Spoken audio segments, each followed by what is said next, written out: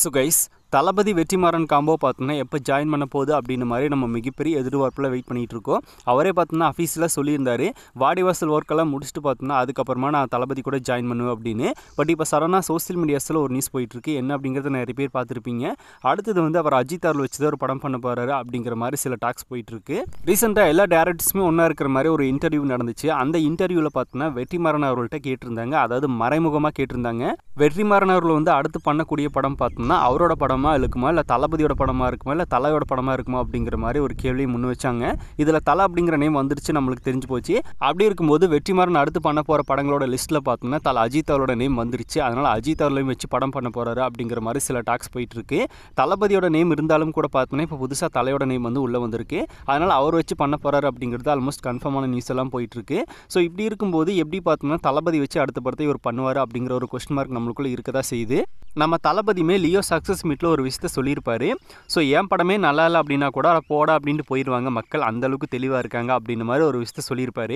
அதாவது நான் நடித்தாலும் கூட படத்தில் கதை நல்லா இருந்தால் தான் மக்கள் பார்ப்பாங்க அப்படிங்கிற மாதிரி தான் அதுக்கு மீனிங்கு. ஒரு படத்தோட டேரக்டர் பார்த்தோம்னா படத்தை வந்து எந்த மாதிரி கொடுக்க போகிறாரு அப்படிங்கிற எய்ம் பார்த்தோம்னா ஃபேன்ஸுக்கு இருக்கும். ஏன்னா நம்ம தளபதி வச்சு ஒரு டேரக்டர் படம் பண்ணுறாரு அப்படின்னா அந்த டேரக்டர் என்ன மாதிரி கொடுப்பாரு அப்படிங்கிற ஒரு எக்ஸ்பெக்டேஷன்ஸ் தான் நம்மளுக்கு இருக்கும். எக்ஸாம்பிளுக்கு லியோ மாதிரி.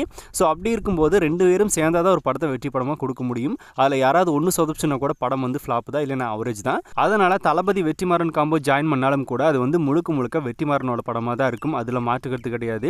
அப்படி தான் நம்மளுக்கும் தேவைப்படுது.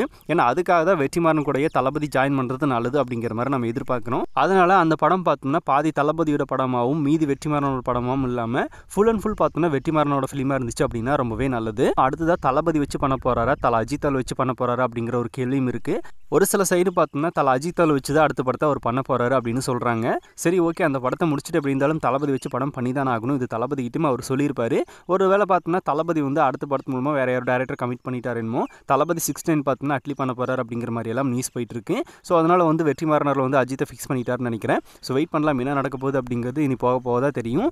ஸோ நீங்கள் என்ன கெஸ் பண்ணுறீங்க, தளபதி வச்சு பண்ணுவாரா இல்லை அஜித் வச்சு பண்ணுவாரா அப்படின்னு நீங்கள் நினைக்கிறீங்க அப்படிங்கிறத கமெண்ட்டில் ஷேர் பண்ணுங்கள். இன்னும் புதுசாக தளபதி ஃபேன்ஸ் யாராவது நம்ம சேனலை பார்த்துட்டு இருந்தால் மறக்காம சேனலை சப்ஸ்கிரைப் பண்ணிடுங்க. எனி டைம் நம்ம தளபதி பற்றின அப்டேட்ஸ் மட்டும் நம்ம சேனலில் தொடர்ந்து வரும்.